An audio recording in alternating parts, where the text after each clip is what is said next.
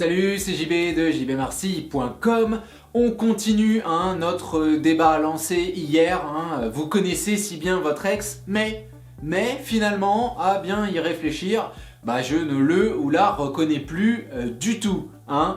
Pendant la dernière vidéo, je vous disais que quelque part vous avez cette envie d'analyser les faiblesses, plus qu'analyser finalement, d'utiliser, j'ai envie de dire, les faiblesses que vous connaissez, la nostalgie, les idées toutes faites, comme redevenir la personne que vous étiez, pour séduire cette personne que vous avez jadis réussi finalement à conquérir. Seulement aujourd'hui, vous vous apercevez bien que votre ex ne semble plus être le ou la même personne. Vous voyez peut-être qu'il ou elle change ses habitudes, que son quotidien ne ressemble plus à celui qu'il ou elle vivait avant, ce qui est normal, on est dans une séparation, donc de fait on va changer d'appartement sans doute, on va avoir des envies aussi qui sont différentes, et on voit très souvent, et ça c'est quelque chose dont j'ai matériellement fait l'expérience, et vous sans doute aussi, on voit que la personne face à nous s'adonne à des choses qui ne lui ressemblent pas du tout. Est-ce que votre ex se met à boire alors que c'était pas du tout son truc, à sortir tous les soirs alors que c'était pas du tout son truc,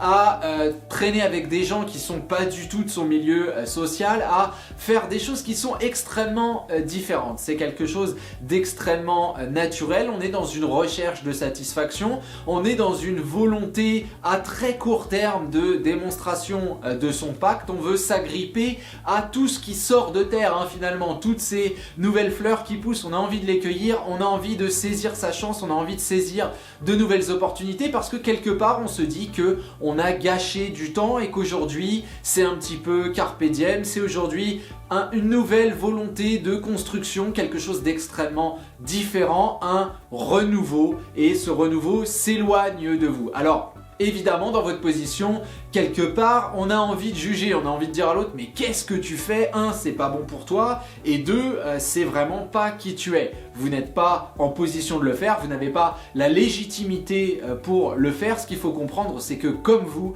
votre ex finalement vit un choc psychologique. Il y a toujours une grosse différence entre l'envie de changement et la réalisation sur le terrain. L'expérience est toujours porteuse d'éléments positifs, mais aussi d'éléments négatifs, et d'un moment d'adaptation. Votre ex est dans ce moment d'adaptation, et on voit très souvent des gens dire des choses ou faire des choses qui sont, on a envie de dire, complètement contre nature. Ne nous leurrons pas, dans cet état d'esprit, les influences sont fortes et sont très présentes. C'est souvent des amis, des proches qui vont un petit peu mettre de l'huile sur le feu de cette, j'allais dire de cette haine, le mot est trop fort, mais en tout cas de cette volonté de séparation, de conflit, de renouveau, de désir personnel. Et c'est vrai que vous ne pouvez pas faire grand chose dans cette logique d'influence. Vous ne pouvez pas dire à votre ex que ce que tu fais c'est complètement débile, reviens sur terre, parce que tout cela serait pris comme une manipulation. En tout cas, soyez véritablement ouvrez les yeux à ce sujet. C'est quelque chose d'extrêmement naturel de la part de votre ex. C'est pas le fait de cracher sur votre histoire, c'est pas le fait de remettre en cause ce que vous avez vécu, c'est pas parce qu'aujourd'hui on fait des choses complètement différentes que on ne vous a jamais aimé, que votre histoire est bonne à jeter à la poubelle, etc. L'histoire telle que vous l'avez connue n'existe plus. Vous avez face à vous une personne différente, une personne qui est encore une fois dans une période de transition, qui se redéfinit loin de ce que vous avez vécu, et ça doit vraiment vous mettre la puce à l'oreille. C'est ce que je vous disais hier, ça doit vraiment vous donner l'envie de devenir vous aussi une personne en évolution, une personne qui a compris que ce qu'on a vécu c'était merveilleux, que ça s'est arrêté, qu'il n'est pas impossible de vivre quelque chose avec son ex, mais que cette relation doit nécessairement être différente. Et pour ça, c'est clair que votre communication se doit d'être légère. C'est clair que quand vous voyez votre ex, vous devez faire des choses qui sont extrêmement différentes de ce que vous avez vécu. C'est clair que vous devez vous aussi être dans cette impulsion de différence.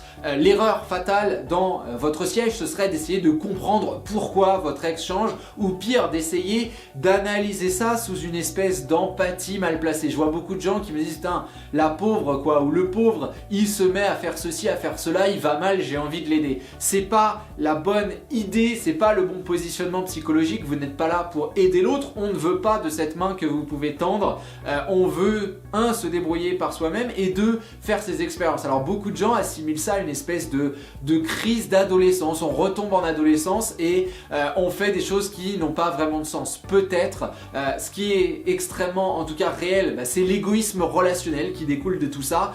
Quand votre ex part, votre ex pense à lui, pense à elle, on est dans cette envie de créer quelque chose, même peut-être de détruire, mais on est juste dans cette envie à court terme de profiter de ce qu'on a sous la main, de créer de nouvelles ondes, de véritablement voir son environnement de manière différente. Vous ne pouvez rien faire à cela si ce n'est proposer de la légèreté, montrer que vous aussi vous êtes dans un certain degré de différence et surtout arrêter d'analyser tout ce qui se passe dans la tête de votre ex, tout ce qui se passe dans son quotidien parce que croyez-moi, vous n'avez pas les outils pour comprendre. Votre ex ne comprend sans doute pas, lui ou elle non plus à 100% pourquoi il fait les choses ou elle fait les choses et poser des questions à ce sujet-là, ça risque de créer un conflit parce que votre ex ne saura pas vous expliquer si ce n'est pour vous dire que on ne veut tout simplement plus être avec vous. Voilà, ces deux vidéos réunies, je l'espère, vous donnent pas mal de matériel pour comprendre sous quel angle vous devez aborder votre reconquête amoureuse. En tout cas, vous avez tout plein de liens pour aller plus loin, newsletter, formation, coaching, tout ça.